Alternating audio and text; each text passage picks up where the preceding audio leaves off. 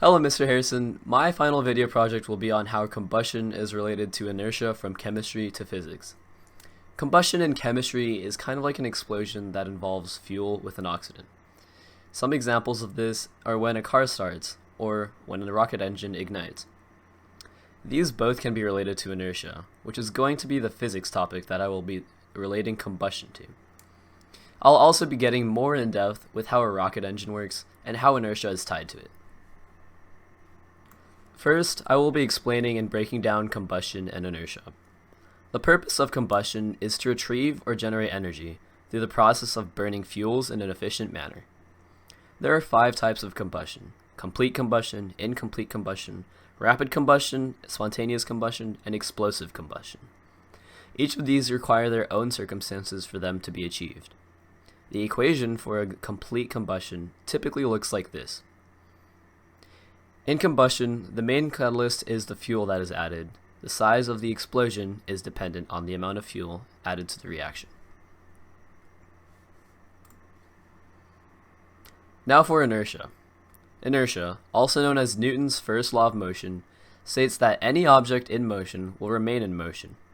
Inversely, any object that is at rest will remain at rest until an outside force acts upon it.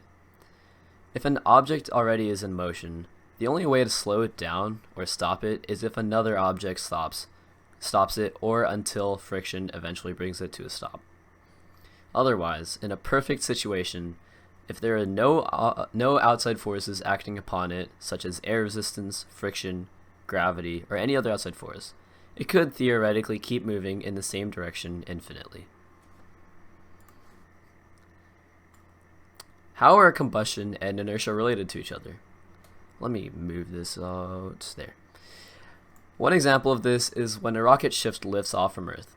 With Earth's atmosphere, gravity, and other outside forces, a rocket ship would take a great amount of energy for it even just to get into motion.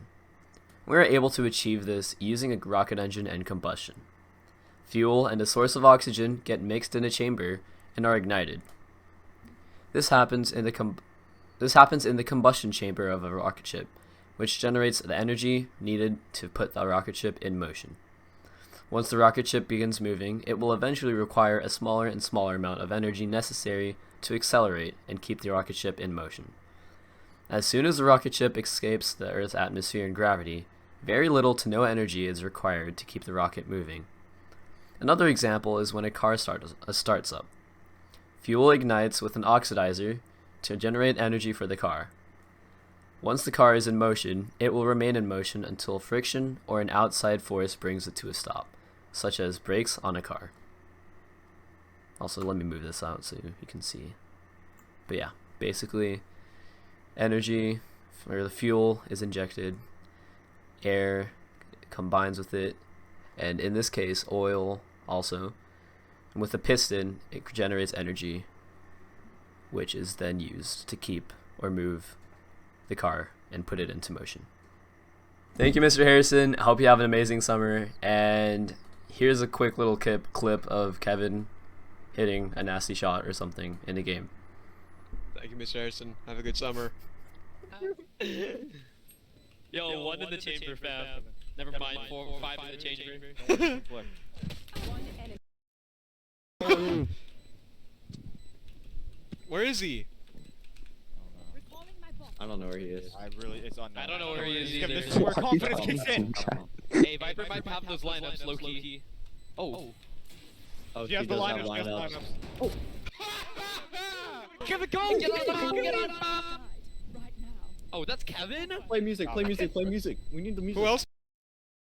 Smile.